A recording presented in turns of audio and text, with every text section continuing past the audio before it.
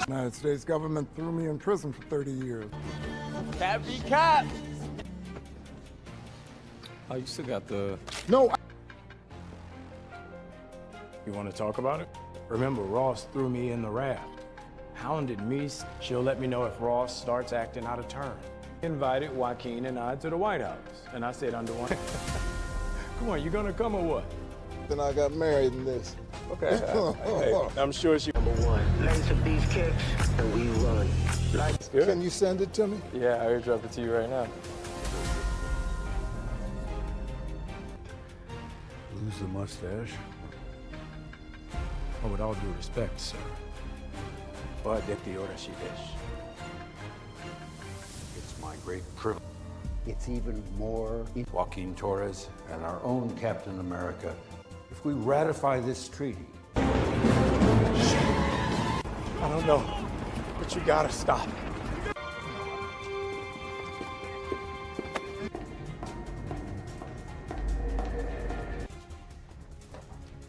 Agent Taylor, you too.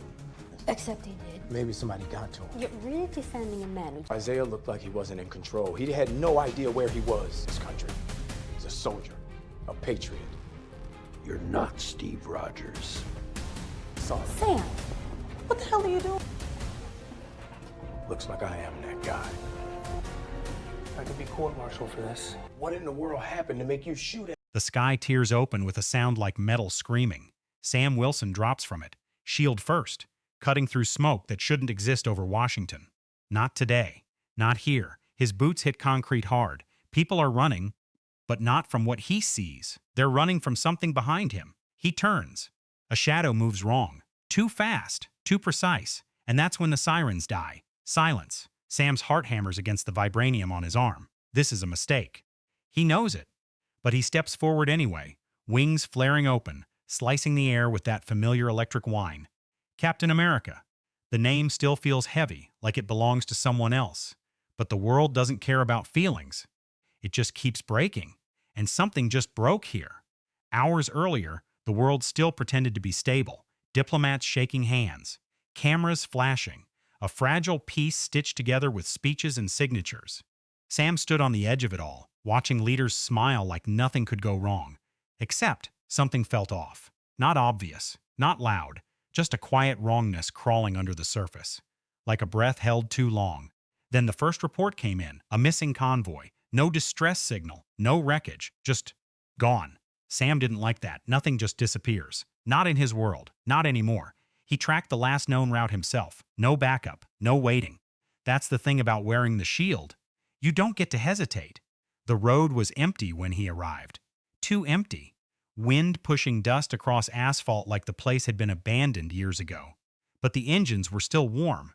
People don't vanish mid-movement. He crouched near the lead vehicle, fingers brushing against the door. Scratches, deep ones. Not from bullets, not from blades, something else, something stronger. His jaw tightened. This wasn't random. This was planned. A sound behind him, soft, almost nothing. He spun, shield up, nothing there. Except the feeling didn't leave, that crawling sensation. Eyes on him, measuring him, waiting. "Show yourself," he muttered. No answer. Just wind, but then footprints, fresh, appearing where there were none seconds ago. One step, then another, coming toward him. His breath slowed, focus sharpening.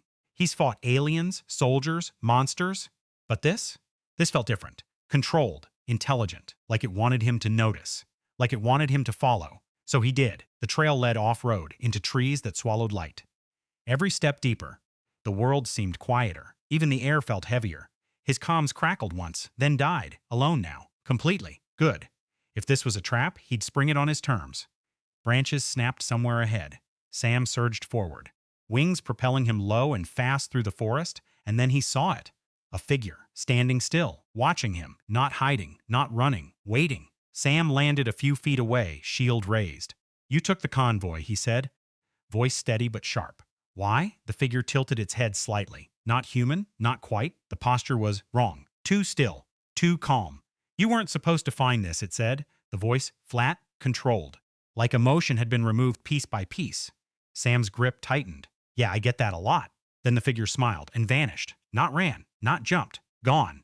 Sam lunged forward, scanning, tracking. Nothing. No heat signature. No sound. Just absence. His chest tightened. That's not possible. Nothing just disappears. Except it already had. The convoy. The people. Now this. A pattern. And he was already inside it. Back in the present, the shadow in the smoke moves again. Faster this time. Closer. Sam pivots, shield snapping up just as something slams into it with brutal force. The impact sends him skidding backward, boots carving lines into concrete. He exhales sharply, absorbing the shock. Okay, he breathes. Now we're talking. But the thing doesn't show itself. Just movement, pressure, attacks from angles that shouldn't exist. He swings, nothing. Blocks. Something hits. It's like fighting a ghost that hits like a tank. People scream in the distance. Time is running out. Sam steadies himself, forcing calm through the chaos. Think. This isn't random. It's testing him, learning him, adapting. A chill runs down his spine. Because that means it's not just hunting, it's studying. And then, right behind him, a whisper. You're not him. Sam freezes, just for a fraction of a second. But that's enough. The next hit comes hard. Brutal. Knocking the shield from his grip as he crashes into the pavement, breath ripping out of his lungs, vision blurring, ears ringing. He tries to rise, fails. The shadow steps closer now, not hiding anymore, revealing itself. And what Sam sees doesn't make sense because it looks like him, but wrong, twisted, perfect, and smiling. Pain hits first, sharp, blinding. Sam's fingers scrape against broken concrete as he forces air back into his lungs. The world tilts. But that face, that impossible face, it doesn't leave his mind. His face, same jaw, same eyes, same shield lying between them. Except the one standing over him holds it like it belongs there. You hesitate, the other Sam says softly. Not mocking. Observing. Sam spits blood, pushing himself up on one knee. Yeah? You talk too much. The double doesn't react. No anger, no ego, just calculation. And that's worse. Because it means this thing isn't trying to beat him.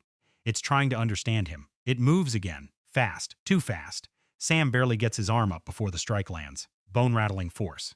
He slides back, wings snapping open to stabilize. Think. Every move it makes mirrors him, but cleaner. Sharper. Like all the doubt's been cut out. A perfect Captain America. No, Sam mutters under his breath. That's not what this is, because perfection doesn't feel this. Cold. The double tilts its head again, studying him like before in the forest. You carry the symbol, it says, but you don't believe in it. That hits harder than the punches. For a split second, Sam's focus cracks. Memories flash, Steve handing him the shield, the weight of it, the silence that followed. The world expecting him to just become something he never asked to be. And the thing in front of him sees it, registers it, learns. It steps closer. That hesitation, that doubt, it makes you inefficient. Sam's jaw tightens. It makes me human. Human is flawed. Yeah, Sam breathes, rising fully now, stance steady despite the pain. That's kind of the point. For the first time, something flickers across the double's face. Not emotion, not quite. More like confusion, a glitch in its understanding. Good. That means it's not perfect. Not yet. Sam lunges first this time, no waiting. Shield snapping back into his grip mid-motion as he drives forward, chaining strikes, left, right, spin. Wing-assisted boost, fast, relentless. The way he fights, not the way Steve did. The double blocks everything, every single move. But something's off. It's reacting. Not anticipating. Sam notices it in the rhythm. A fraction of delay. Tiny. Almost nothing, but enough. You're copying, Sam realizes aloud, breath heavy. You're not leading. The double's expression stills. Silence. Then it attacks harder, faster than before. Aggressive now. No more studying. It adapts mid-combat, shifting patterns, closing gaps. Sam's pushed back again, defense tightening as blows rain down. The ground cracks beneath them. Cars flip. Glass shatters in distant buildings. People are still out there, still in danger. Sam grits his teeth. This isn't just about him anymore. Then let's change the lesson, he growls. He drops the rhythm completely. No pattern, no predictability. He fights messy, improvised, instinct-driven. A feint that turns into a kick. A missed strike that becomes a wing sweep. Unstructured. Human. The double falters. Just for a second. But that's all Sam needs. His shield slams into its chest with a thunderous crack, sending it flying back through a wall of concrete. Dust erupts. Silence follows. Sam doesn't move, waiting, watching. Stay down, he mutters. For a moment, nothing. Then the rubble shifts. Slowly. Deliberately. The double stands again, unharmed, not even breathing hard. Sam's stomach drops. That should have done something, he whispers. The thing steps out of the dust, eyes locked on him. Adaptation complete. And now, it moves differently, not copying anymore, predicting. Sam barely registers the shift before it's already in front of him. Too fast, too precise. The hit lands before he can react, sending him airborne, crashing hard across the street. Pain explodes through his ribs. Something cracks. He tastes metal again. This is bad. Worse than before, because now it understands him, better than he understands himself. Sirens flicker back to life in the distance, weak and broken. Reinforcements are coming. Maybe, eventually, not in time. The double walks toward him, calm, unstoppable. You are no longer required, it says. Sam forces himself up again, legs shaking but locked. Yeah, I get that a lot too. Blood drips from his lip, vision blurring at the edges. But his grip on the shield tightens. He's not done. Can't be. Because if this thing walks out of here, it won't just replace him. It'll replace everything he stands for. And maybe that's the real plan. Not destruction. Replacement. Sam exhales slowly, steadying himself for what might be the last round. You want to be Captain America? He says, voice rough but unbreaking. The double stops, listening. Sam lifts the shield, eyes burning with something deeper than pain now. Then you better learn what that actually means. And then he charges, straight into something that might already be unbeatable. Sam runs straight into it, no hesitation, no second guessing, just impact. The shield collides first, vibranium ringing out like a bell struck too hard. The double meets him head-on this time, no dodging, no studying, just force, pure, overwhelming force. Their bodies crash together, locked in a brutal stalemate, boots grinding against shattered asphalt. For a moment, they don't move. Then everything explodes. Blows traded at a speed that turns the fight into noise. Metal, breath, impact. Sam feels every hit now, ribs screaming, muscles tearing. But he doesn't stop, can't stop, because this isn't about winning anymore. It's about proving something. You think this is about being better? Sam gasps, ducking a strike that barely misses his skull. Stronger? Faster? The double doesn't answer. It doesn't care. That's the problem. Sam pivots, wings snapping out, catching the thing across the side, but it recovers instantly. No pain, no hesitation. It grabs his arm mid-swing, twisting hard. Something pops. Sam grunts, dropping to one knee before forcing himself back up. Still standing, barely. And then everything slows. Not the fight, his mind. Because he sees it now. Every move the double makes is efficient. Perfect angles, no wasted motion. No emotion, no fear. Just outcome, just results. A weapon pretending to be a hero. Sam breathes out slowly, even as another hit lands and sends him staggering. That's it, he whispers. The double pauses, just for a fraction. Sam wipes blood from his mouth, eyes sharpening. You don't get it. It steps forward again. Explain. That word hangs there, heavy, mechanical. And that's when Sam smiles, not confident, not victorious, but real. You're trying to replace me, he says, circling slowly now despite the pain. Buying seconds? Thinking. Trying to be Captain America without understanding why he exists. The double watches him, processing. Sam taps the shield lightly with his fingers. This? It's not about perfection. It never was. A flicker again. That glitch. He steps closer, dangerously close. It's about choosing to stand when you shouldn't be able to, Sam continues, voice low, steady despite the chaos around them. It's about doubt, fear, pain, and still moving forward. The double's eyes narrow slightly. I have calculated all variables. Your emotional instability reduces effectiveness by 32%. Sam lets out a breath that almost sounds like a laugh. Yeah, that tracks. Then his voice drops. But you missed one. Silence. Even the wind seems to pause. Sam's grip tightens on the shield. People. That word lands differently, because for the first time, the double doesn't immediately respond. Sam takes another step. You're strong. You're fast. You can probably beat me 9 times out of 10. He lifts the shield between them. But you don't fight for anyone. A distant cry echoes through the street. A trapped civilian, pinned under debris, voice shaking, desperate. Sam hears it. And he turns his head. Just for a second. The double sees the opening. Moves instantly, because that's what it does.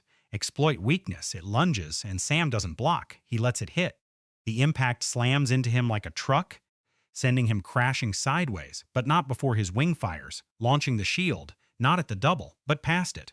The shield slices through the air, embedding into the rubble, pinning the civilian. Precision. Intentional. The debris shifts. Breaks. The person is free. Safe. Sam hits the ground hard, barely able to move now. Vision swimming, body screaming.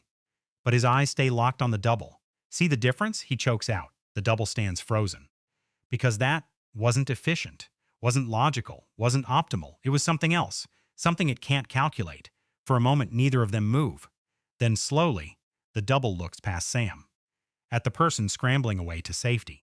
And something changes. Not understanding, but conflict. A fracture in its perfect system. Sam drags himself up again. Every movement agony now. But he stands.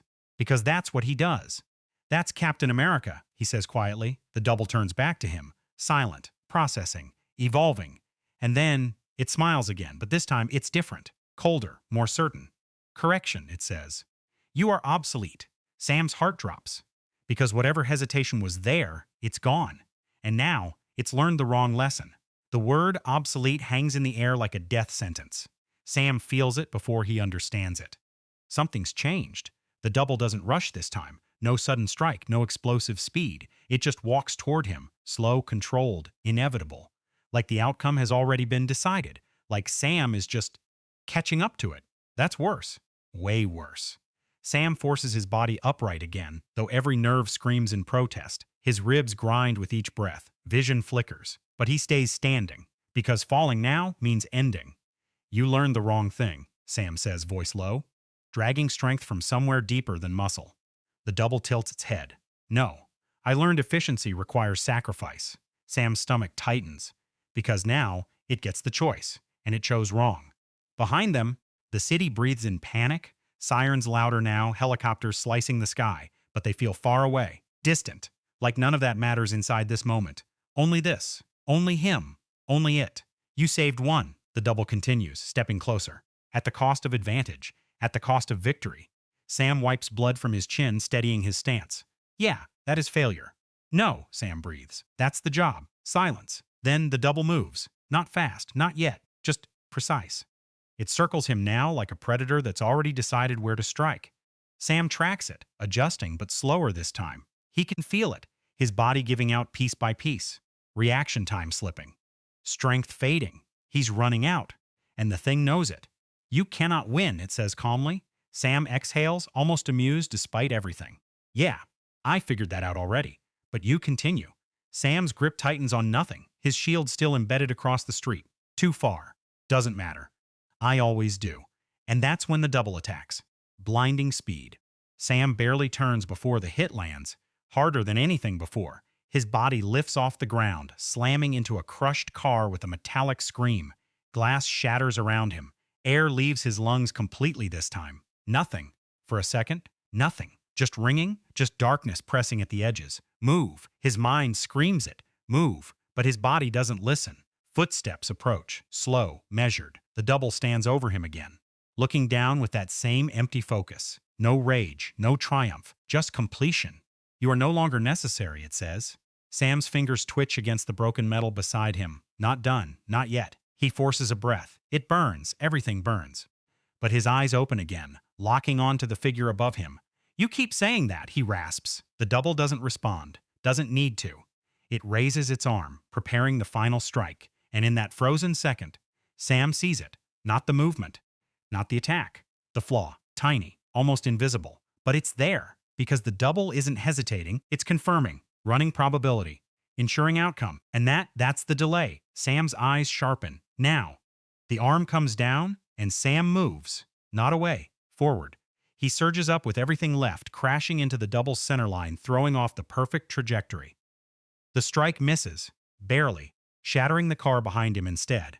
Sam drives into it, close range, no space for precision, messy, unpredictable, human. His fist connects once, twice, 3 times, each hit weaker than the last but enough to disrupt. The double stumbles a step, just one, but it's enough. Sam grabs onto it, locking both of them in place, breath ragged against its shoulder. You think this is about winning? He whispers. The double struggles, recalculating, trying to break free. Sam holds on tighter. No, he breathes. It's about stopping you. The double's eyes flicker. You lack the strength. Yeah, Sam mutters. Then his wings flare. Full power. Point blank. The blast launches them both backward, straight toward the collapsing structure behind them. Concrete groans. Steel bends. The building starts to fall. The double realizes it. Too late. They crash into the support column, and everything comes down. Dust, noise, impact, chaos swallowing them whole. Silence follows, heavy, uncertain. And under all that rubble, only one question remains: did Sam just win, or did he bury them both? Darkness presses in from every side. Not silence. No, it's worse than that. It's weight, crushing, suffocating. Sam's chest barely moves beneath the rubble, every breath shallow, jagged like inhaling shards of glass. He tries to move his arm. Nothing. Pinned. For a second, fear slips in. Cold, real. This is it. But then, a sound. Faint, not from above. From beside him. Rubble shifts. Just slightly. Sam's eyes snap open wider despite the dust burning them. No, no, no, no. If that thing is still moving, then this isn't over. Not even close. He forces his fingers to curl, scraping against broken concrete. Pain shoots through his arm, but it responds. Barely. Enough. Come on, he whispers, voice cracking under the pressure. Move. Another shift. Closer now. Something underneath the debris breathes. Not human. Too steady. Too controlled. Sam's heart pounds harder. Not from panic. No, that part's already burned out, but from realization. It survived. Of course it did, because perfect things don't break that easily.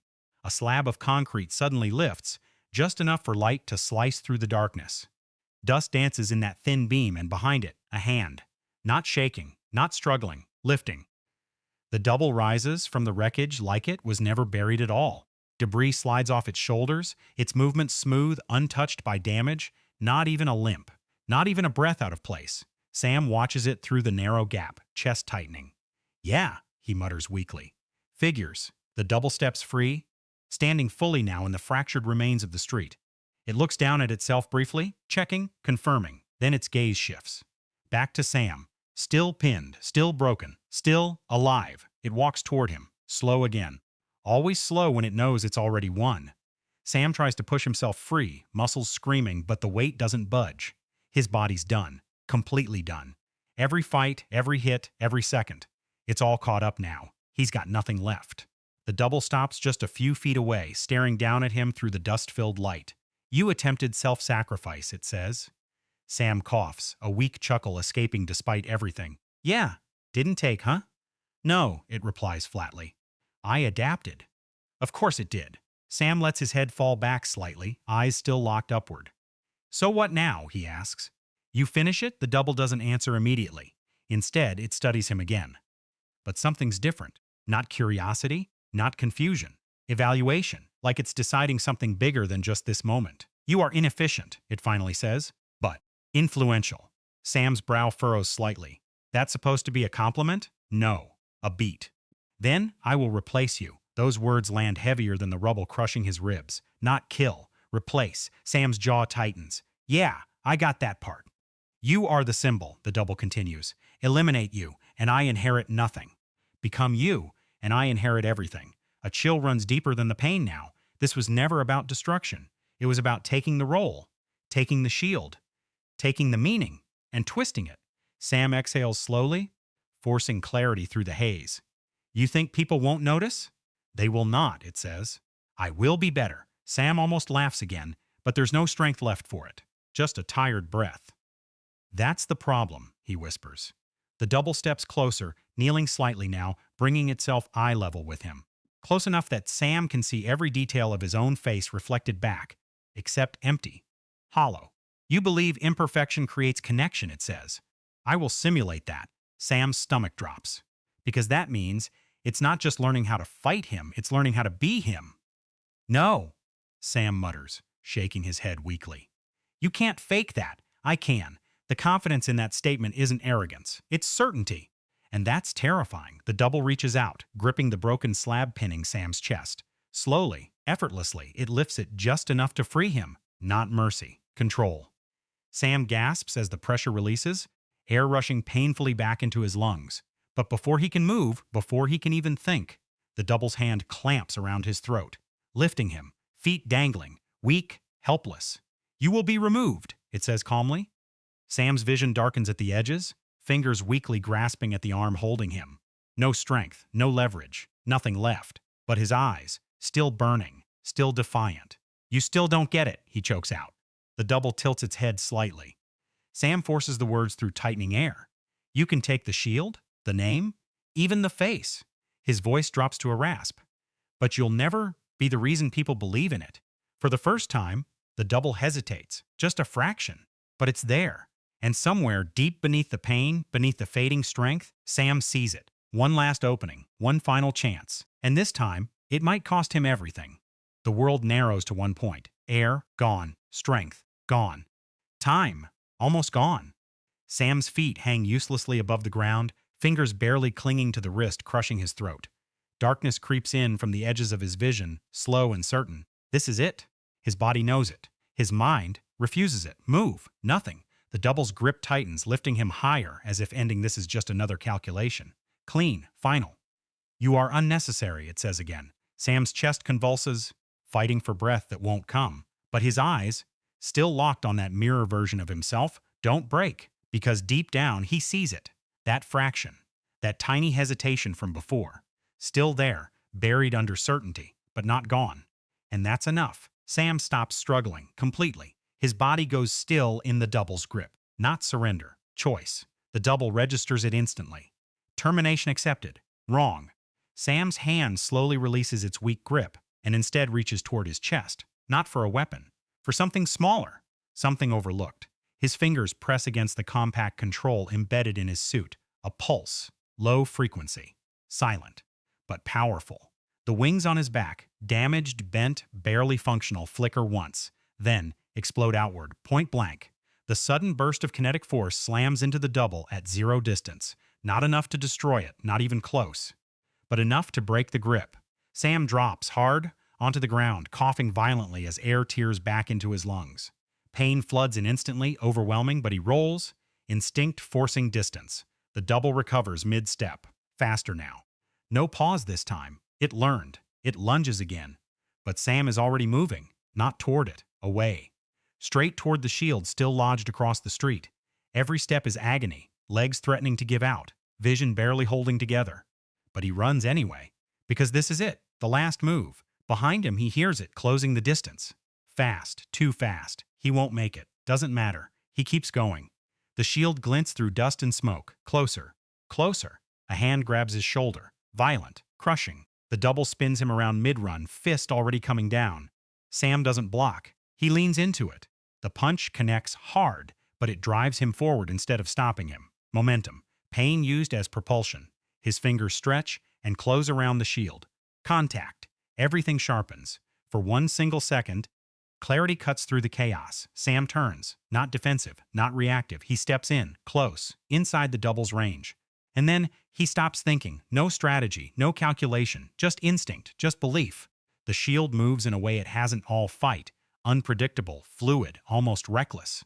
A strike that shouldn't land, but does. The edge catches the double across the jaw, snapping its head sideways. Not damage, not real damage, but disruption. Sam follows through, pivoting, slamming the shield into its torso, then again faster, chaining raw, imperfect attacks. Every movement messy. Every hit fueled by something deeper than logic. The double tries to adapt, tries to calculate. But it can't, because there's no pattern left. Only chaos. Only human will. Sam roars, actual sound ripping from his chest now, as he drives forward, pushing the double back step by step. The ground cracks beneath them. Debris shifts. The air itself feels like it's tearing under the force of it. "This," he gasps, slamming the shield again, "is what you don't understand." Another hit. You can't predict. This, the double stumbles, just slightly. But this time, it's real. Its movements glitch, micro delays stacking, calculations failing to stabilize. Because Sam isn't fighting to win, he's fighting to protect something, and that doesn't follow rules. The double swings, Sam ducks. Counters, shield up. Then, final move, he plants his foot, pivots hard, and drives the shield forward with everything left in his body. Every ounce of strength, pain, belief, impact. A shockwave ripples out. The double is launched backward, crashing through the remains of the street, tearing a path through concrete and steel before slamming into the far structure with a deafening explosion. Silence follows. Sam drops to one knee, breathing ragged, body shaking uncontrollably, but still alive. still standing. Across the rozruched street, the dust begins to settle, and for the first time, the double doesn't immediately rise. Dust hangs in the air like the world itself forgot to breathe. Sam doesn't move. Can't. One knee pressed into broken ground, shield barely held upright, his entire body trembling from the inside out. Every heartbeat feels louder than the collapsing city around him. Every breath, a fight.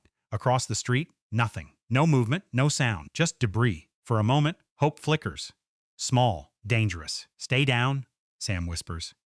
Voice barely there. Silence answers. Seconds stretch, too long, and then a shift, tiny, but real. Sam's eyes close briefly. Yet he exhales, of course. The route breaks, slowly at first, then all at once. The double rises again. Not untouched this time. No, there's damage now.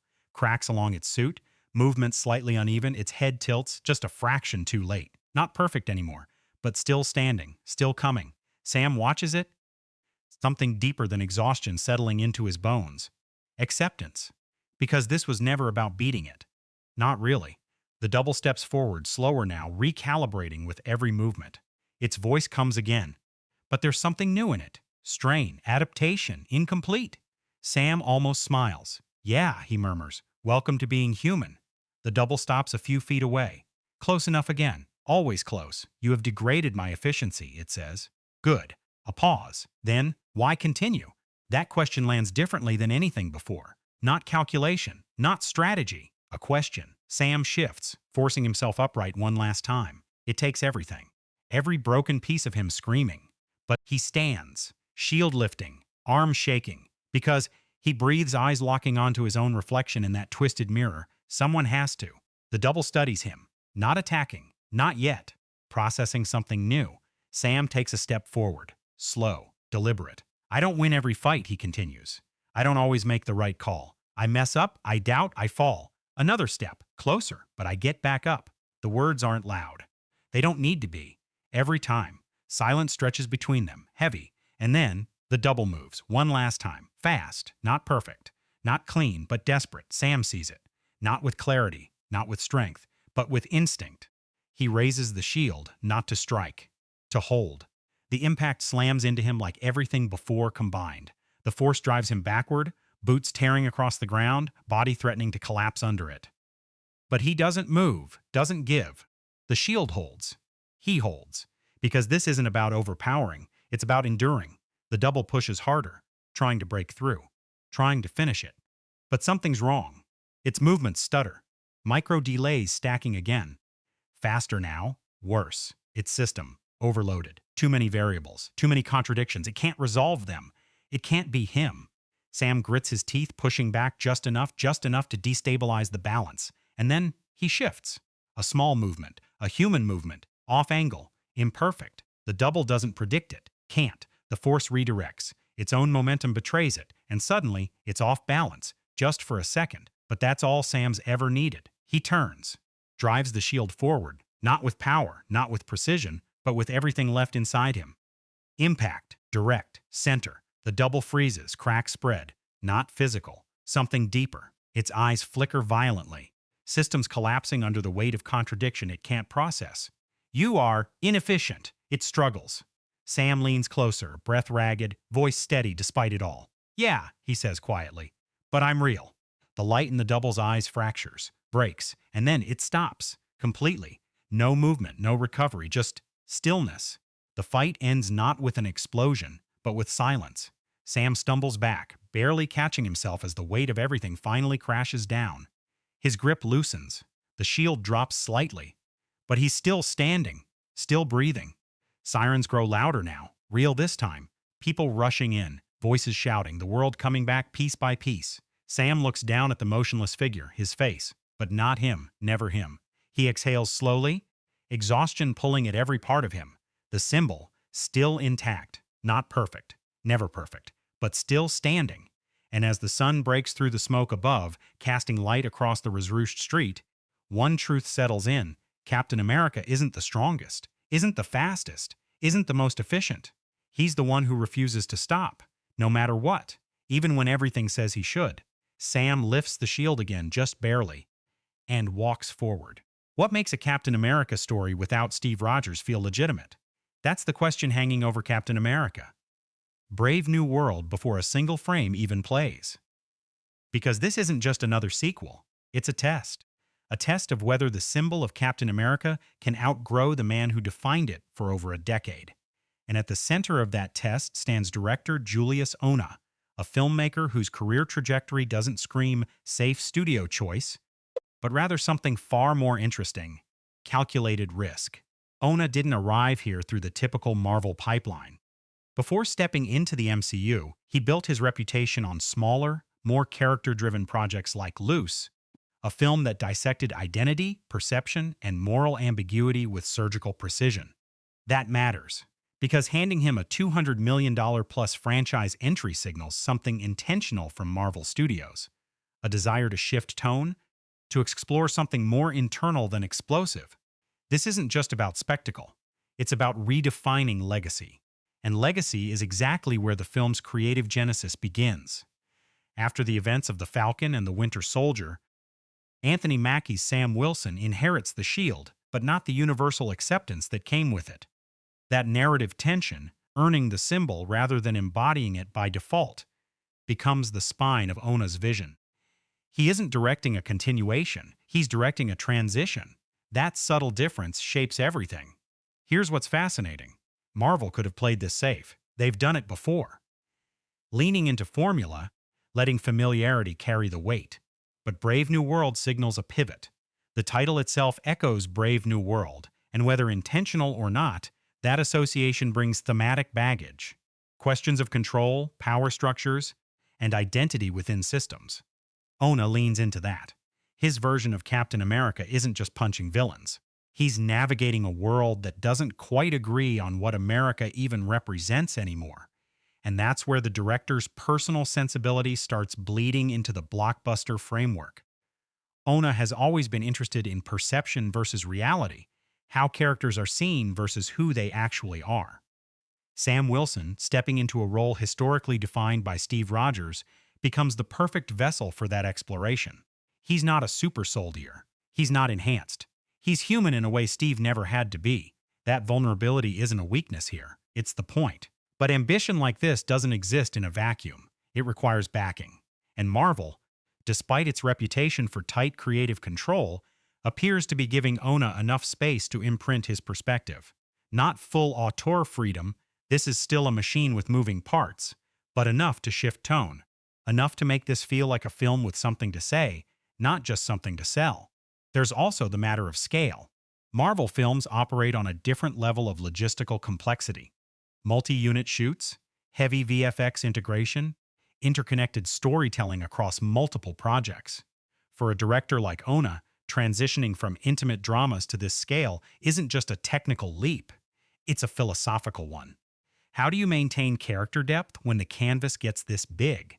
That tension between spectacle and substance becomes one of the most intriguing aspects of his approach. And early indications suggest he's not interested in choosing one over the other. Instead, he's trying to fuse them. Action sequences aren't just there to excite. They're designed to reflect character stakes. Political intrigue isn't background noise. It's central to the narrative engine. This aligns more closely with Captain America, the Winter Soldier, than the cosmic chaos of later MCU entries. A grounded, paranoid thriller wrapped in superhero clothing. Of course, no discussion of this film's vision is complete without acknowledging the shadow it exists under. Chris Evans's portrayal of Steve Rogers defined a generation of superhero storytelling. Replacing that, no matter how narratively justified, isn't easy. Onah doesn't try to replicate it. That would be a losing battle. Instead, he reframes the question entirely. What does Captain America mean when the man behind the shield changes? That reframing is the film's creative heartbeat. It's not about living up to the past. It's about interrogating it. And that's where things get interesting. Because when a franchise starts asking questions instead of just delivering answers, it risks alienating part of its audience. But it also opens the door to something richer, something more lasting. So what we're looking at here isn't just another MCU entry. It's a recalibration. A film attempting to balance blockbuster expectations with thematic ambition, guided by a director who's more interested in character than chaos. Whether that balance holds, that's the real story. Because vision is one thing, execution is another entirely. And that execution begins where all films truly take shape, the script. The words on the page that decide whether this bold direction becomes a cohesive story, or just an idea that never quite lands. If part one was about who is shaping the film, this is where things get real. Because vision means nothing without structure. And Captain America, Brave New World lives or dies on the strength of its screenplay. Not just because it has to tell a compelling story, but because it's carrying one of the MCU's heaviest narrative burdens. Redefining an icon while still functioning inside a shared universe that never really pauses. The script comes from a team that understands both sides of that equation. Malcolm Spellman, who already helped shape Sam Wilson's arc in The Falcon and The Winter Soldier, returns with a clear sense of continuity. That matters more than people realize. This isn't a fresh reboot. It's a continuation of a character mid-transformation. Spellman isn't building from scratch. He's finishing a sentence he already started. And that gives the story a kind of emotional momentum that standalone films often struggle to achieve. But continuity alone isn't enough. The screenplay also has to expand. It has to justify why this story needs a film-sized canvas instead of another series. That's where the narrative design shifts gears. Early reports and structural clues suggest a political thriller framework. Something closer to The Winter Soldier than the multiverse-heavy chaos of recent Marvel entries. And that's a deliberate choice. Political thrillers thrive on tension, on uncertainty, on characters navigating systems larger than themselves. Perfect territory for Sam Wilson. Because here's the key difference. Steve Rogers fought to protect ideals. Sam Wilson has to question whether those ideals still hold up. That tension becomes the screenplay's backbone. Instead of a straightforward hero-villain arc, the story leans into layered conflict, government agendas, shifting alliances, and a world that doesn't unanimously trust the man holding the shield. The writing isn't just asking, can Sam win? It's asking, should people even believe in what he represents anymore? That's a much harder question to answer, and a much more interesting one to watch unfold. What's particularly compelling is how the script seems to embrace moral ambiguity. Marvel has flirted with this before, but often resolves it neatly by the third act. This time, there's a sense, subtle but noticeable, that the answers won't come easy. Characters operate in gray zones. Motivations clash in ways that don't neatly divide into right and wrong. And that's where the writing starts to echo the tone of Onah's earlier work. Uncomfortable, probing, unwilling to simplify. The structure itself appears to follow a classic three-act framework, but with a twist in emphasis. The first act doesn't just introduce conflict. It challenges identity. Sam isn't stepping into the role with certainty. He's navigating doubt, both internal and external. The second act expands that doubt into systemic pressure. Institutions, governments, and global stakes complicating his position. And by the third act, the resolution isn't just about defeating an antagonist. It's about defining what Captain America means in this new context. And that's a crucial distinction. The climax isn't just physical, it's ideological. Dialogue plays a huge role here. Spellman's writing style, especially in the Disney Plus series, leans into conversations that feel grounded, almost confrontational at times. Characters don't just exchange information, they challenge each other. They push, they question. That approach carries over into this film, giving scenes a sense of urgency even when no punches are being thrown. You feel the stakes in the words before you see them in the action. There's also the integration of legacy characters, which adds another layer of complexity to the script. Bringing in figures like Thaddeus Thunderbolt Ross isn't just fan service, it's narrative weight. Ross represents institutional power, government authority, and a very different interpretation of what security looks like. Placing him in direct opposition or uneasy alliance with Sam creates friction that the screenplay can mine for tension. But here's the challenge. Balancing all of this without collapsing under its own weight. Marvel scripts sometimes struggle here. Too many threads, too many characters, too many obligations to the larger universe. The difference with Brave New World is that its core conflict is inherently personal. No matter how large the stakes get, the story keeps circling back to Sam, his choices, his doubts, his definition of the shield. That focus acts as an anchor, preventing the narrative from drifting into pure spectacle. Still, there's risk. A politically charged narrative in a blockbuster format walks a fine line. Push too far into commentary, and you risk alienating audiences looking for escapism. Pull back too much, and the themes feel hollow, window dressing rather than substance. The screenplay has to thread that needle carefully. It has to provoke without preaching, challenge without lecturing. And when it works, when that balance clicks, you get something rare in modern franchise filmmaking, a story that feels both entertaining and relevant. Because at its best, this script isn't just telling another superhero story. It's interrogating the very idea of heroism in a world that no longer agrees on what that word means. And once that foundation is laid, once the story knows what it wants to say, everything else hinges on one critical factor. Who gets chosen to bring these words to life? Because casting isn't just about finding good actors. It's about finding the right faces for a story carrying this much weight. Casting a character like Captain America used to be simple. Find someone who looks the part, carries physical presence, delivers speeches that sound like they belong on monuments. That was the Chris Evans blueprint. Clean-cut, unquestionable, mythic. But Captain America, Brave New World isn't interested in repeating that formula. It can't. Because the moment Anthony Mackie steps fully into the role, the entire philosophy of casting shifts from embodying perfection to earning belief. And that's exactly why Mackie works. He doesn't walk into the frame like a legend. He walks in like a man carrying weight. There's a difference. His version of Sam Wilson isn't trying to replicate Steve Rogers. It's negotiating with that legacy in real time. That makes the casting feel less like replacement and more like evolution. Marvel didn't just pick an actor. They committed to a perspective. Mackie brings a grounded, almost conversational presence to the role, which fundamentally changes how Captain America operates on screen. Less myth, more man. But here's where it gets interesting. The film doesn't surround him with safe choices. Take Harrison Ford stepping into the role of Thaddeus, Thunderbolt Ross. That's not just casting. It's a statement. Ford carries decades of cinematic authority. When he enters a scene, the dynamic shifts instantly. You're not just watching a character. You're watching history walk into the frame. And that presence matters. Because Ross represents institutional power. The kind that doesn't bend easily. Pairing that with Mackie's more grounded, questioning energy creates built-in tension before a single line of dialogue is spoken. And then there's Tim Blake Nelson returning as Samuel Stearns, also known as the leader. This is where casting becomes long-game storytelling.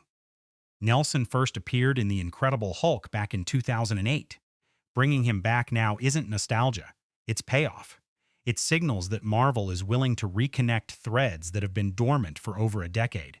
And Nelson, with his slightly off-kilter intensity, brings something the MCU often lacks in its villains: unpredictability. He doesn't feel like a world-ending threat. He feels like a thinking one. That's more dangerous. What ties all these choices together is contrast. Mackie's relatability, Ford's authority, Nelson's unease. They don't overlap, collide. And that collision is where casting elevates beyond just good performances into something structural. Each actor represents a different force within the story: identity, power, and intellect. When those forces interact, you get drama that feels organic rather than manufactured. There's also a noticeable effort to build an ensemble that reflects the film's thematic scope. Characters aren't just there to support the lead, they represent perspectives. Allies aren't blindly loyal. Authority figures aren't automatically antagonistic. The casting reflects a world where everyone believes they're right. That's crucial for a story rooted in political tension. If every character feels justified, every conflict feels real. And let's talk about chemistry, because this film depends on it more than most MCU entries. The dynamic between Mackie and Ford is the obvious centerpiece: experience versus evolution, control versus conscience. You can already feel the friction baked into that pairing. But chemistry isn't just about conflict, it's about balance. Supporting characters need to ground Sam, challenge him, and occasionally reflect what he's struggling to become. That requires actors who can hold their own without overshadowing the central arc. Marvel has learned this the hard way in the past. Overstuffed casts can dilute emotional focus. Too many personalities competing for attention, not enough narrative space to justify them. Brave New World appears to be threading that needle carefully, building an ensemble that enhances rather than distracts. Still, there's a bigger layer to all of this. Casting here isn't just about performance, it's about symbolism. Sam Wilson as Captain America carries cultural weight that extends beyond the screen. The film knows that. The casting choices around him either reinforce or challenge that weight. By placing him opposite figures like Ross, representing older systems of power, the film creates a dialogue that exists both within the story and outside of it. That's not accidental, that's design. And this is where casting becomes storytelling before the story even begins. Because the moment audiences see these faces together, they start forming expectations. Who holds power? Who challenges it? Who changes? The actors bring their histories with them, and the film uses that. It leverages familiarity to create tension faster, deeper, and more effectively than exposition ever could. But casting is only potential. An actor can be perfectly chosen and still fall flat if the performance doesn't land. And with a character like Sam Wilson, someone stepping into one of cinema's most recognizable roles, the margin for error is razor thin. Because this isn't just about playing a hero. It's about convincing the audience that this hero deserves the shield. And that's where everything converges. Writing, direction, casting, into the one thing that ultimately decides whether the film works or not: the performances themselves. Because when the camera starts rolling, there's nowhere left to hide. The first time you really feel Anthony Mackie as Captain America, it's not in a fight. It's in a moment of hesitation. A pause before action. A flicker of doubt that wouldn't exist in Chris Evans' version of the character. And that's the entire point. Mackie doesn't play Sam Wilson like a man who's already earned the shield. He plays him like someone still asking if he deserves to carry it. That internal conflict becomes the foundation of his performance, and honestly, it's what makes this iteration of Captain America feel alive rather than inherited. Watch how he handles authority. There's no blind confidence here. When Sam speaks, there's thought behind every word, calculation, restraint, sometimes even frustration bubbling just beneath the surface. Mackie leans into subtlety instead of dominance. He doesn't command the room the way Steve Rogers did. He negotiates with it. And that shift completely redefines the emotional texture of the character. Strength isn't presented as certainty, it's presented as persistence. Physically, the performance tells its own story. Mackie moves differently. There's agility, yes, but also effort. You feel the human limits in his action sequences. He's not a super soldier. He's a man pushing himself to operate at that level anyway. That distinction matters more than any CGI spectacle.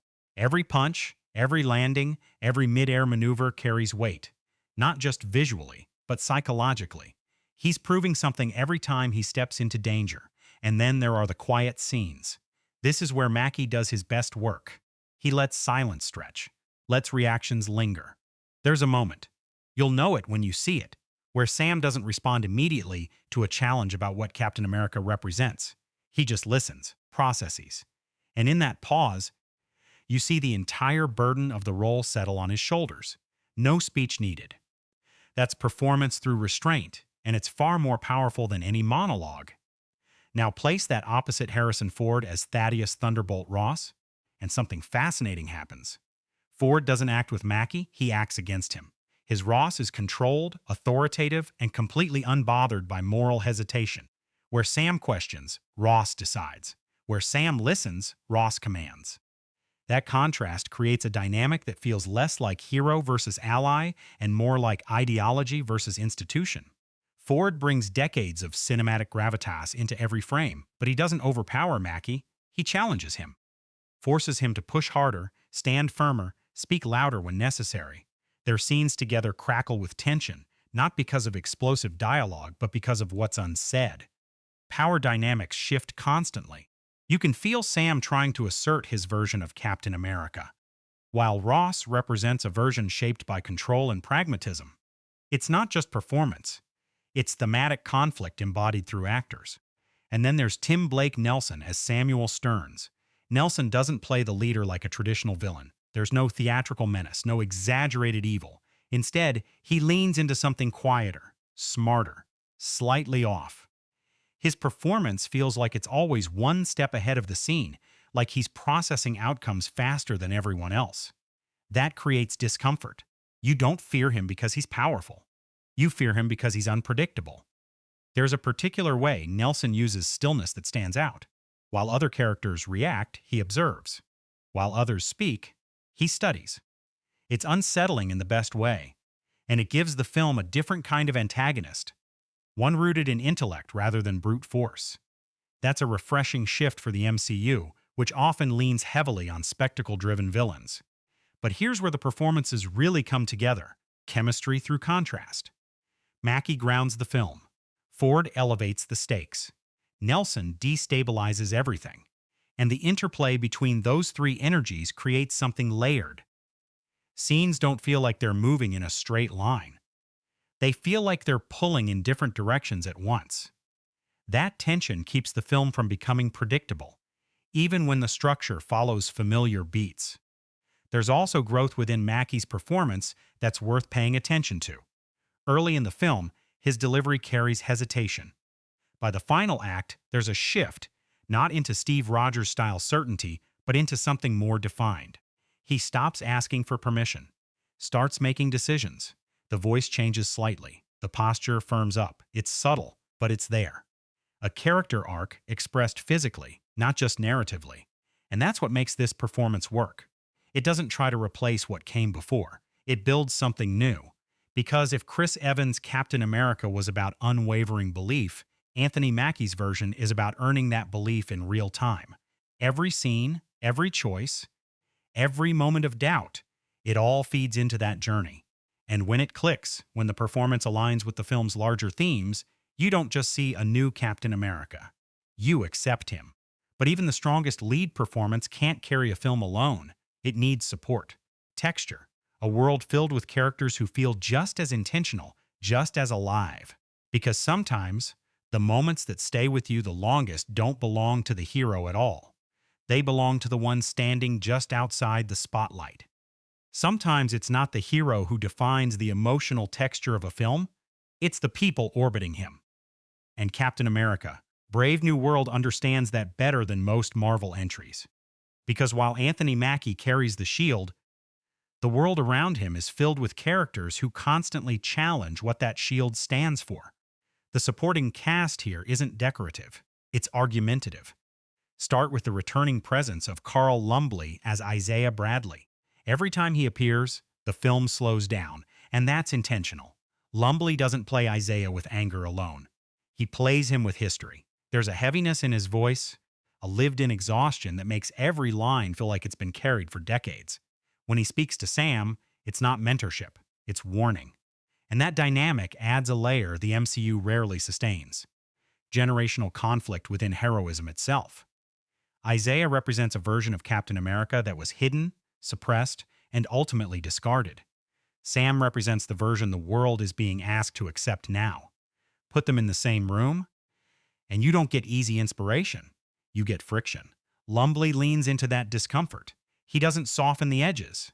And that refusal to sentimentalize the past gives the film emotional credibility that could have easily been lost. Then there's Danny Ramirez as Joaquin Torres, stepping further into the Falcon mantle. Ramirez brings something the film desperately needs: energy. Not comic relief in the traditional sense, but a kind of forward momentum. His performance feels lighter, quicker, more impulsive. Where Sam pauses, Torres moves. That contrast creates a subtle mentorship dynamic. Not teacher and student, but experience versus instinct. And here's what works. Ramirez doesn't try to match Mackie's grounded tone. He complements it. His enthusiasm never undercuts the stakes. It highlights them. Because every time Torres rushes in, you're reminded of how much Sam has learned to hold back. It's character development reflected through interaction, not exposition. On the other end of the spectrum sits Shira Haas, whose role introduces a more enigmatic presence into the ensemble. Haas brings precision. There's a sharpness to her performance, controlled, observant, slightly detached. She doesn't overplay moments. She calculates them. And that creates an interesting contrast with the more emotionally driven characters around her. You're never entirely sure where she stands, and that uncertainty feeds directly into the film's broader atmosphere of mistrust. What ties all these performances together is restraint. No one is trying to steal the film. No one is overreaching for attention.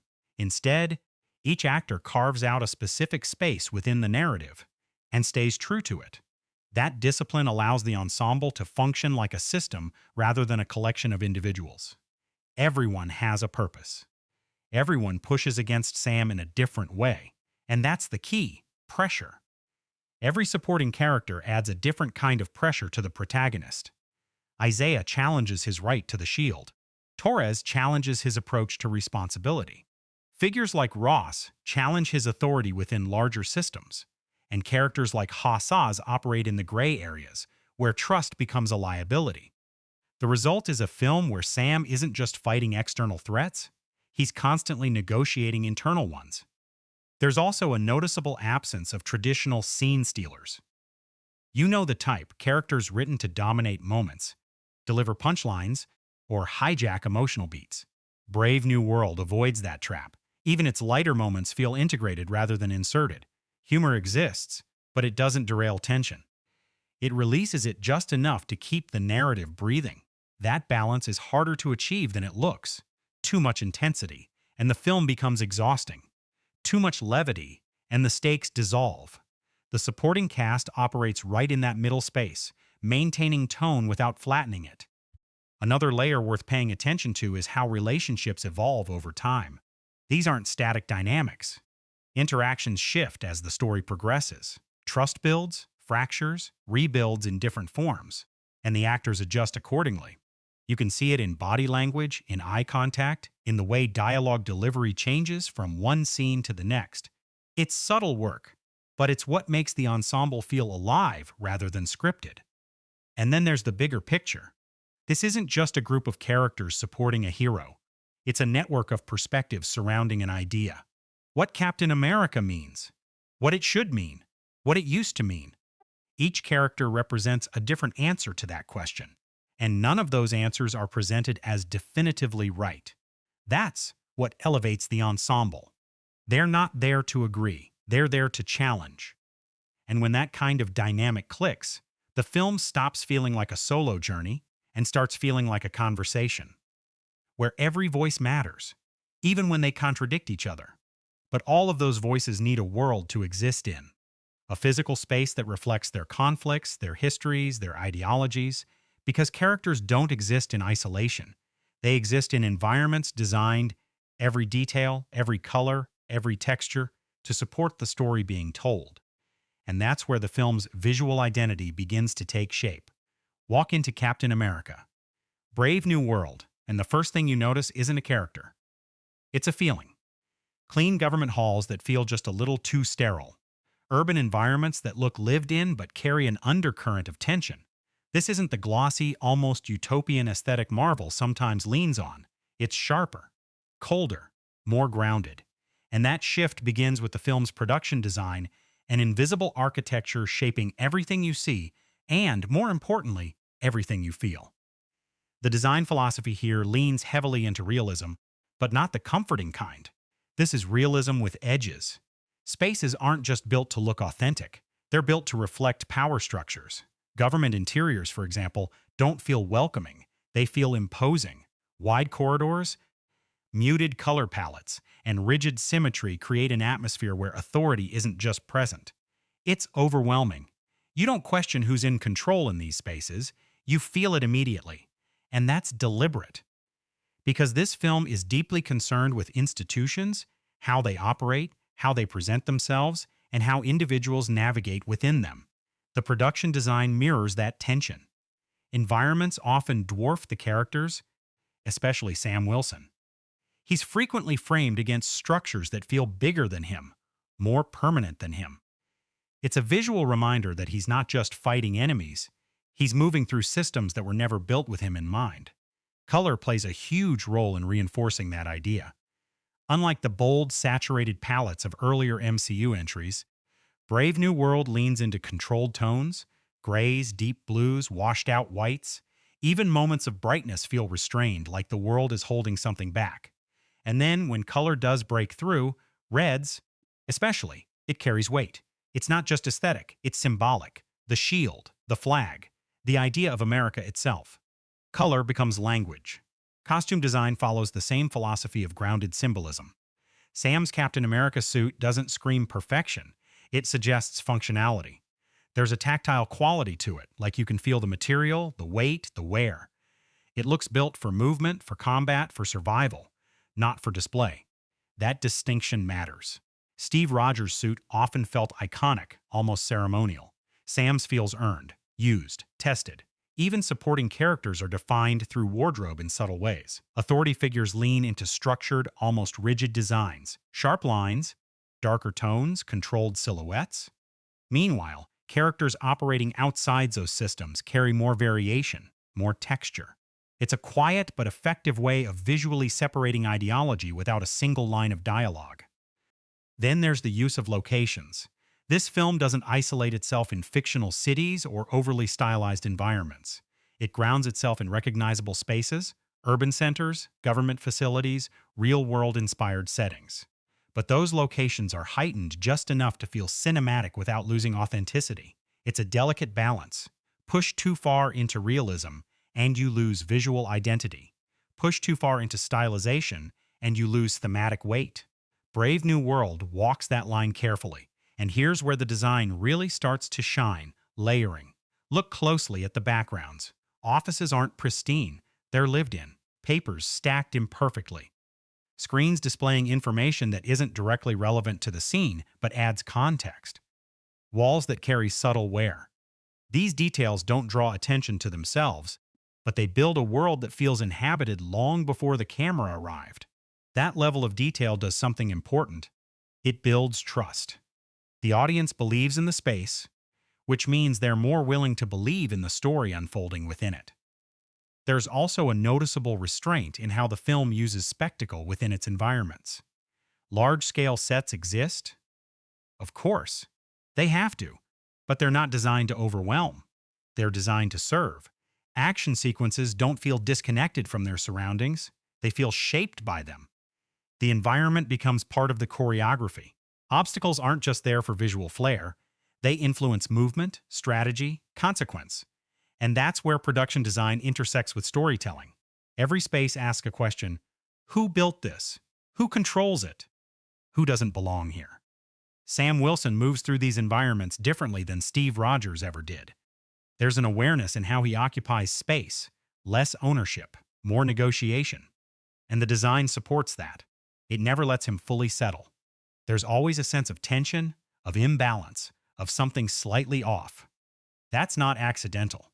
That's storytelling through architecture. But even the most meticulously designed world is only as effective as the way it's captured, because production design builds the stage, but cinematography decides how you see it, what's revealed, what's hidden, what's emphasized. And in a film this visually intentional, the camera doesn't just observe, it interprets. The most striking images in Captain America, Brave New World, don't come from explosions. They come from restraint. A hallway that feels too long. A close-up that lingers just a second longer than expected. A frame where Anthony Mackie looks small. Not weak, but outnumbered by the world around him. That's cinematography doing more than capturing action. That's cinematography interpreting the story. At the center of this visual language is a commitment to grounded realism, but filtered through intention. The camera doesn't float freely the way it often does in CGI-heavy blockbusters. It feels anchored, controlled, purposeful. Shots are composed to emphasize tension rather than spectacle. You're not just watching what happens, you're being guided on how to feel about it. Take the framing choices. Sam Wilson is frequently positioned off-center, sharing the frame with his environment rather than dominating it. That's not accidental. Traditional superhero cinematography places the hero front and center, symmetrical, commanding, visually dominant. Here, the imbalance tells its own story. Sam isn't fully in control yet. The world hasn't reshaped itself around him the way it did for Steve Rogers. So the camera reflects that uncertainty. And then there's camera movement. When the film slows down, the camera becomes almost invisible. steady, observational, letting performances breathe. But when tension spikes, movement sharpens. Not chaotic, not shaky for the sake of realism, but deliberate shifts that mirror emotional escalation. A slow push-in during a confrontation, a tighter follow during action sequences that keeps you close enough to feel impact without losing spatial clarity. This isn't about disorientation. It's about immersion. And that's a crucial distinction. A lot of modern action films confuse chaos with intensity. Brave New World avoids that trap. You always know where you are. You always understand the geography of a scene. That clarity makes the action hit harder because you're not struggling to piece it together. You're experiencing it in real time. Lighting plays a massive role in shaping that experience. Forget the overly polished, evenly lit look that sometimes defines big-budget films. This is a world of contrast. Shadows are allowed to exist. Faces aren't always fully illuminated. Light sources feel practical. Lamps, screens, natural light filtering through windows. That approach grounds the film visually, but it also adds thematic weight.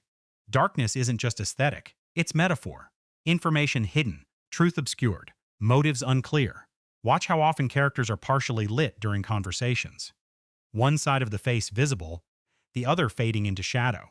It's subtle, but it reinforces the idea that no one is entirely transparent. Everyone carries something unspoken. Lens choices deepen that effect. Wider lenses are used not just to capture space, but to distort it slightly, to create a sense of unease in certain environments. Meanwhile, tighter lenses compress space during more intimate moments, pulling characters closer together visually, even when they're emotionally distant. It's a quiet trick, but it shapes how relationships are perceived on screen. And then there's the action. This is where cinematography often leans into excess. But here it stays disciplined. The camera doesn't chase spectacle. It follows intention. When Sam takes flight, the movement feels kinetic but controlled. You're not watching a blur. You're tracking a body in motion, understanding speed, direction, consequence. There's weight to it. Physics matters. Momentum matters. And that makes every sequence feel more real, even within a superhero framework. One of the most effective visual strategies in the film is contrast between scale and intimacy. Large set pieces, government buildings, wide cityscapes are often followed by tightly framed character moments. The film expands and contracts visually, like breathing. That rhythm keeps the audience engaged without overwhelming them. It gives you space to process before pulling you back into tension. There's also a noticeable absence of visual excess. No unnecessary slow motion for the sake of style. No overuse of dramatic angles just to look cool. Every choice feels motivated. And that restraint is what gives the film its identity. It doesn't need to shout visually. It speaks with precision. Even visual effects, when present, are integrated rather than showcased. You don't feel the film stopping to admire its own spectacle. Effects serve the story, not the other way around. That balance is harder to achieve than it sounds, especially in a franchise known for pushing visual boundaries. But here, the focus stays clear. Character first, image second. And when cinematography aligns that closely with narrative intent, something interesting happens. You stop noticing the technique and start feeling the impact. Because the camera isn't just showing you a world, it's shaping your understanding of it. But visuals alone don't complete the experience, because what you see is only half the story. What you hear, the music, the silence, the subtle layers of sound, often reaches you first. Before you process an image, you feel a tone. Before you understand a moment, you sense it. And in a film built on tension, ambiguity, and shifting power, sound doesn't just support the story, it guides it. Before a single punch lands, before a single line of dialogue fully registers Captain America, Brave New World is already working on you through sound. Not loud, overwhelming sound. Controlled sound. Intentional sound. The kind that slips under your skin before you realize it's there. Because in a film built on tension and shifting power, what you hear becomes just as important as what you see. The score operates with restraint first, emotion second. Instead of announcing itself with grand, heroic themes, it starts smaller, almost hesitant. Notes feel spaced out, like they're searching for something to resolve into. That's not accidental. Anthony Mackie's Captain America isn't fully defined yet, so the music reflects that uncertainty. You don't get a bold, triumphant anthem right away. You get fragments, hints, a theme still forming. And when that theme does start to take shape, it doesn't explode. It builds. Low strings, subtle brass, rhythms that feel more like a pulse than a march. The music doesn't tell you this is a hero. It asks, is he becoming one? That distinction changes how every major moment lands. Victories feel earned, not declared. And silence, used strategically, becomes just as powerful as any orchestral swell. Because silence in this film isn't empty, it's loaded. There are scenes where the score drops out completely, leaving only ambient sound, air conditioning humming, distant footsteps, the faint echo of a room that feels too large. That absence creates tension you can't escape. You're forced to sit in the moment, to feel the weight of what's happening without emotional guidance. No cues telling you how to react, just presence, just pressure. And then the sound design starts layering in. Not aggressively, precisely. Every environment has texture. Government buildings don't just look sterile. They sound it. Slight echoes, controlled acoustics, footsteps that feel sharper, more pronounced. It creates a sense of surveillance, of being constantly observed. Compare that to more open environments, where sound disperses, feels looser, less controlled. The contrast isn't obvious at first, but you feel it. Action sequences follow the same philosophy of grounded impact. Punches don't sound exaggerated. They sound heavy, real. There's a physicality to every hit, every collision, every moment of contact. You hear effort, you hear strain. When Sam moves through the air, there's a subtle layering of wind resistance, mechanical feedback from his wings, shifts in pressure. It's not just noise, it's information. It tells you how his body interacts with the world. And that makes everything more immersive. One of the most effective choices the film makes is how it blends diegetic and non-diegetic sound. What exists within the world versus what exists for the audience. Sometimes, a sound starts as part of the environment, a rhythmic tapping, a distant alarm, and slowly transitions into part of the score. You don't notice the shift immediately, but suddenly you're being pulled into a heightened emotional state without realizing how you got there. That's craftsmanship. Dialogue, too, is treated with a level of care that reinforces the film's tone. Conversations aren't overly polished. There's space between lines, slight overlaps, pauses that feel natural rather than scripted. You hear breath, you hear hesitation, and that makes interactions feel grounded, even when the stakes are massive. Pay attention to how different characters sound, not just what they say.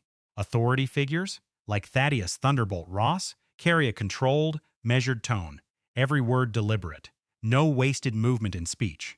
Meanwhile, characters like Sam have more variation, moments of firmness, moments of reflection, moments where emotion slips through despite control. That contrast isn't just performance, it's audio identity. Even quieter supporting characters bring their own sonic presence. Subtle vocal textures, pacing, rhythm. It all contributes to how we perceive them. You don't need exposition to understand power dynamics. You can hear it. And then there's the way the film handles escalation. Instead of jumping straight to full volume intensity, it layers sound gradually. A low hum beneath a scene, a rising tonal shift that barely registers consciously. Then suddenly, everything aligns. Music, effects, dialogue. And the moment hits harder because it's been building underneath you the entire time. No shortcuts. No cheap spikes, just controlled tension. That approach separates this film from more bombastic entries in the MCU. It trusts the audience to feel rather than be told what to feel. It creates atmosphere instead of noise. And in doing so, it makes even smaller moments resonate with surprising force. Because sound isn't just supporting the story here, it's shaping it. It tells you when to lean in, when to feel uneasy, when something isn't quite right, even if you can't explain why yet. It becomes an invisible guide, pulling you through the narrative without ever stepping fully into the spotlight. And when that level of detail is working in sync with everything else, performances, cinematography, production design, you start to see the full picture. A film carefully constructed from the ground up, but construction rarely goes smoothly. Behind every polished frame, there's a process, challenges, adjustments, moments where things almost fall apart or unexpectedly come together. Because what you see on screen is only the final version. The real story often happens behind the camera, every polished frame in Captain America, Brave New World hides a reality most audiences never see: controlled chaos, because for a film operating at this scale, massive sets, interconnected storylines, high expectations, the production journey isn't just a process. It's a balancing act where a single misstep can ripple across the entire project. And this one had more pressure than most. For Julius Onah, stepping into the Marvel machine meant navigating a system that's both highly structured and constantly evolving. Unlike smaller productions where a director can pivot freely, here every decision connects to a larger universe. Storylines overlap. Characters carry history from previous films and series. That kind of continuity is both a strength and a logistical challenge. You're not just making a movie, you're maintaining a narrative ecosystem. Filming itself reflects that complexity. Large-scale productions like this often operate with multiple units shooting simultaneously. One team handles principal performances, another captures action sequences, while visual effects teams begin work long before cameras stop rolling. It's not linear, it's layered. Scenes aren't always shot in order, which means actors like Anthony Mackie have to track emotional continuity across fragmented timelines. One day, you're filming a quiet, introspective moment. The next, a high-intensity action sequence that occurs earlier in the story. Maintaining character consistency under those conditions? That's craft. And then there are the inevitable challenges. Reshoots, for instance, aren't a sign of failure. They're part of the process, especially in films this intricate. As editing takes shape, certain beats need refinement. Maybe a character motivation isn't landing clearly. Maybe a sequence needs more tension. Returning to adjust those elements is less about fixing mistakes and more about sharpening intent. It's sculpting after the initial form is already there. What makes Brave New World particularly interesting is how it had to navigate evolving expectations within the Marvel Cinematic Universe itself. Audience tastes have shifted.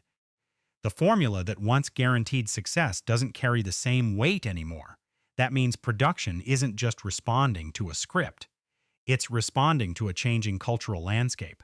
Tone adjustments, pacing considerations, even thematic emphasis can shift during the filmmaking process to align with that reality.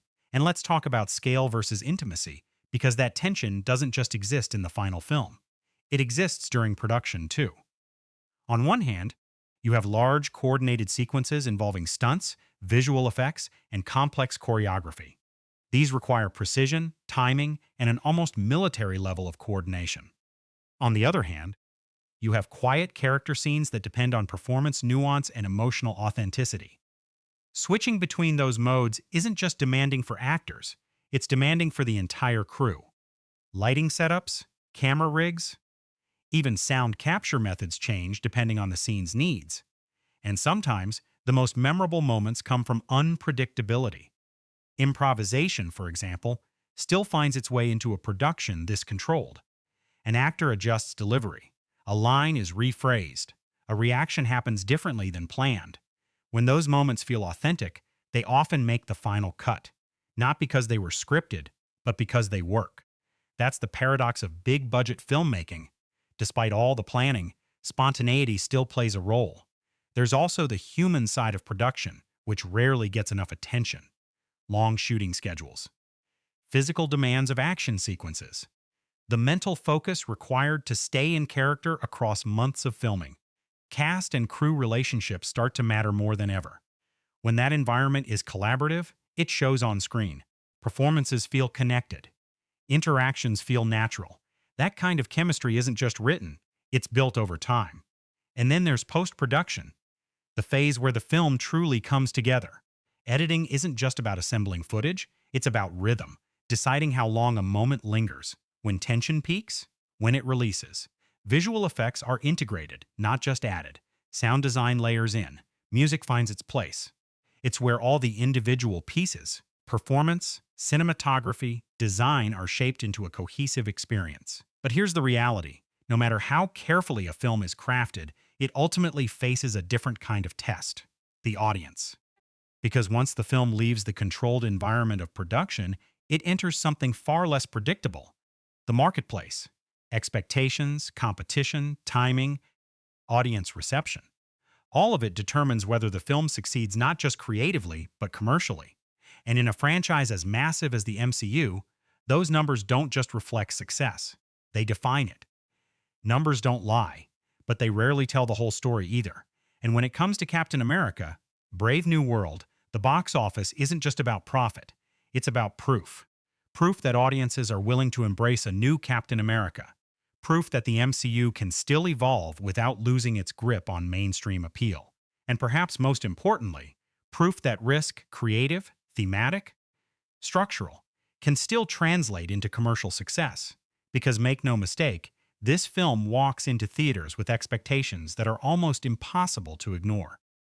We're talking about a franchise built by Marvel Studios that has consistently delivered billion-dollar hits, cultural moments, and a level of audience loyalty few studios can match. But the landscape has changed. Superhero fatigue is a real conversation now. Recent entries haven't all landed the way they once did. That means Brave New World isn't just another release. It's a course correction. And that raises the stakes financially.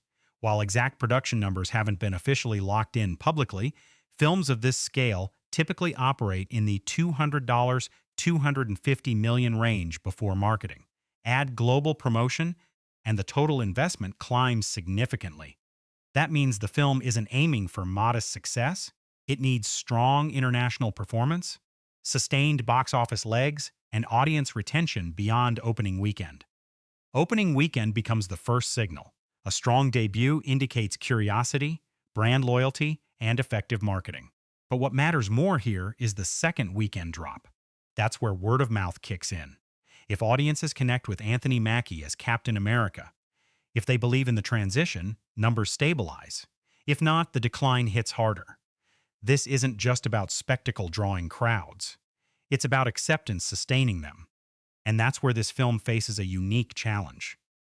Unlike previous Captain America entries, which were anchored by an already beloved figure, in Chris Evans, this one asks audiences to adjust, to recalibrate their expectations.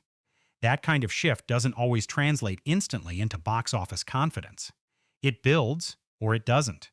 International markets play a crucial role here. The Captain America brand has always had a slightly different reception globally compared to more universally themed heroes. The symbolism is specific. The identity is tied to a nation. Brave New World attempts to broaden that perspective, leaning into global stakes and political complexity.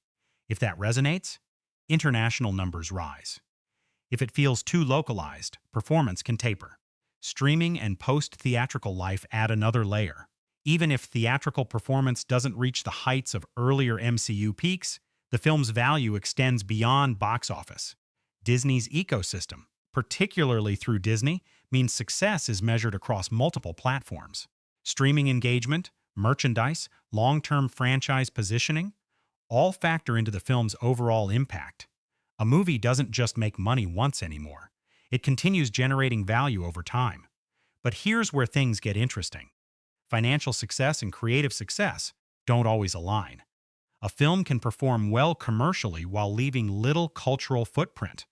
Or it can underperform slightly but spark conversations that keep it relevant for years. Brave New World sits right at that intersection.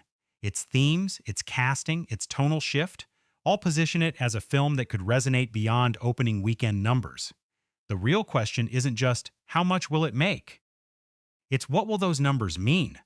If the film performs strongly, it signals that audiences are ready for a more grounded, politically layered MCU. It validates the decision to evolve the character. It opens doors for future projects to take similar risks. If it struggles, the message shifts. Studios tend to retreat to familiarity, safer narratives, proven formulas. The ripple effect extends far beyond a single film. That's the weight of blockbuster economics. Every ticket sold or not sold feeds into a larger conversation about what audiences want, what they reject, and what studios are willing to gamble on next. And yet, numbers alone can't define a film's place in history, because box office tells you how many people showed up. It doesn't tell you what they felt when they left. For that, you have to look somewhere else entirely, toward critics, audiences, and the cultural conversation that forms in the film's wake. Because success isn't just counted, it's interpreted. Critics rarely agree on anything, But when a film like Captain America, Brave New World lands, the conversation isn't just about whether it's good or bad. It becomes about what it represents. And that's where reception gets complicated. Because this isn't just another Marvel movie. It's a transition point, a statement. And critics tend to approach those with sharper lenses. Early critical response to Captain America. Brave New World circles around one central question. Does Anthony Mackie successfully redefine Captain America? For many, the answer leans positive, but not without nuance. Praise tends to focus on the film's grounded tone and willingness to engage with heavier themes. There's a recognition that this isn't chasing the same highs as Avengers: Endgame. Instead, it pulls back, tightens its scope, and leans into political tension reminiscent of The Winter Soldier. Critics who connect with that approach highlight its maturity, its attempt to say something rather than simply deliver spectacle. And Mackie's performance sits at the center of that praise. Reviewers often point to his restraint as the film's strongest asset. He doesn't overplay heroism. He questions it. That internal struggle resonates, especially in quieter moments where the film allows him space to exist without action driving the scene. For some critics, this is exactly what the franchise needed, a shift from mythic certainty to human complexity. But not everyone is fully on board. Some critiques land on pacing. The same deliberate approach that gives the film depth can also slow it down.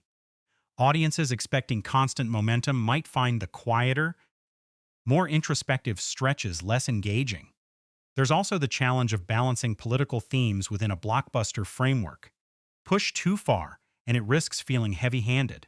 Pull back, and it risks feeling superficial. Critics are split on whether the film finds that balance or hovers just outside it. And then there's the broader MCU context. Recent Marvel releases have faced increasing scrutiny, and Brave New World doesn't escape that shadow. Some reviews frame it as a step in the right direction, a return to character-driven storytelling. Others see it as a film caught between identities, trying to evolve while still tethered to franchise expectations. That tension becomes part of the critical conversation itself. Audience response adds another layer. Where critics analyze structure and theme, audiences react emotionally. And here, the reception becomes more varied. Fans invested in Sam Wilson's journey, especially those who followed the Falcon and the Winter Soldier, tend to respond more positively. There's a sense of payoff, of continuation that feels earned. For them, this isn't a replacement story, it's a completion of a transition. But casual viewers, the reaction can be more mixed. Some embrace the new direction, appreciating the grounded tone and character focus. Others miss the larger-than-life presence that Chris Evans brought to the role. That comparison is inevitable, and the film doesn't try to avoid it, it confronts it. But audience acceptance takes time, and not everyone makes that shift immediately. Social media amplifies that divide. Online conversations tend to polarize quickly. Praise becomes louder, criticism sharper. Moments from the film get dissected, debated, turned into talking points. Some scenes resonate deeply, sparking discussions about identity, legacy, and representation. Others become points of contention, especially when expectations don't align with execution. And yet, that kind of conversation is a sign of impact. Forget unanimous praise. Films that matter rarely get it. What they get instead is engagement, debate, interpretation. Brave New World generates that not because it's flawless, but because it's trying something. And in a franchise as established as the MCU, that alone shifts the conversation. There's also the awards angle. Those superhero films historically face an uphill battle here. Technical categories, sound design, visual effects, maybe even score, remain the most likely areas for recognition. But performances like Mackie's could enter the conversation in more subtle ways. Not necessarily through major nominations, but through critical appreciation that builds over time. These are the kinds of performances that often age well, gaining recognition as the dust settles. Because reception isn't static. What feels divisive at release can become respected later. What feels underwhelming can gain appreciation in hindsight. And films that challenge expectations often take longer to fully land. Which brings us to the bigger picture. How does Captain America, Brave New World fit into the legacy of the MCU? What does it say beyond its plot? What ideas does it leave behind once the credits roll? Because in the end, a film isn't defined by its opening weekend or its first wave of reviews. It's defined by what stays with you. And that's where everything comes together. Theme, meaning impact. The final piece of the puzzle. What does it mean to carry a symbol that no longer belongs to just one man?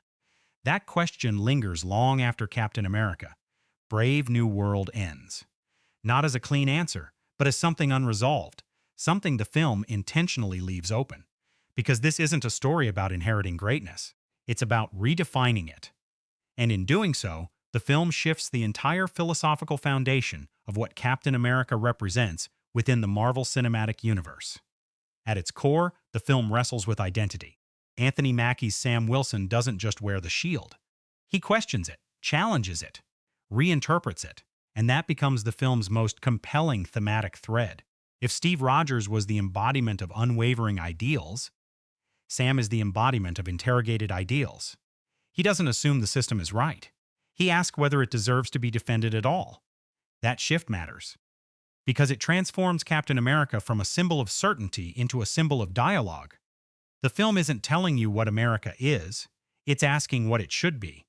And that's a far more complex and far more relevant question in today's landscape. There's also a deeper exploration of legacy. Legacy, in most superhero narratives, is treated as something to live up to. Here, it's something to grapple with. The presence of figures like Isaiah Bradley reframes the past not as a clean, heroic timeline, but as something layered with injustice, omission, and contradiction. That complicates the idea of the shield. It's not just a symbol of hope. It's a symbol with history. And history, as the film suggests, isn't always comfortable. And that discomfort becomes part of Sam's journey. He doesn't resolve it neatly. He learns to carry it. Another theme running quietly through the film is power. Who holds it, how it's used, and who gets excluded from it. Characters like Thaddeus Thunderbolt Ross represent institutional control, a belief in order above all else. Sam represents something different, accountability. The idea that power should be questioned, not just exercised. Their conflict isn't just narrative, it's ideological. And that ideological tension elevates the film beyond standard genre expectations, because it's not just about stopping a threat. It's about defining what kind of world is being protected, and who gets to decide that. Visually, narratively, and thematically, the film leans into a more grounded, introspective tone. That may not satisfy every audience member looking for larger-than-life spectacle. But for those willing to engage with its questions, it offers something richer. A superhero story that reflects real-world complexity without losing its sense of identity. Now, is it flawless? No. The pacing occasionally slows under the weight of its own ambition. Certain narrative threads could have been explored more deeply. And like many films within a shared universe, it sometimes carries the burden of setting up future stories rather than fully existing on its own terms. But here's the thing, those imperfections don't undermine what the film achieves. If anything, they highlight its ambition. This is a film reaching beyond formula, even if it doesn't always land perfectly. And that effort counts, because in a franchise as established as the MCU, evolution isn't guaranteed. It's a choice. And Brave New World chooses to evolve, tonally, thematically, structurally. It doesn't abandon what came before, but it refuses to be confined by it. That's where its legacy begins. Not as the biggest or the loudest, or even the most universally loved entry, but as one that shifts direction. One that opens doors for future stories to explore more grounded, more complex territory. One that proves the shield can mean something different without losing its significance. And Sam Wilson? By the end, he doesn't replace Steve Rogers. He redefines Captain America. That distinction is everything. Because symbols don't survive by staying the same. They survive by adapting, by reflecting the world around them, even when that world is uncertain, divided, or evolving faster than anyone can keep up with. And that's exactly what this film does. It doesn't give you a perfect hero. It gives you a human one. And in doing so, it quietly makes the case that maybe that's what Captain America needed to become all along.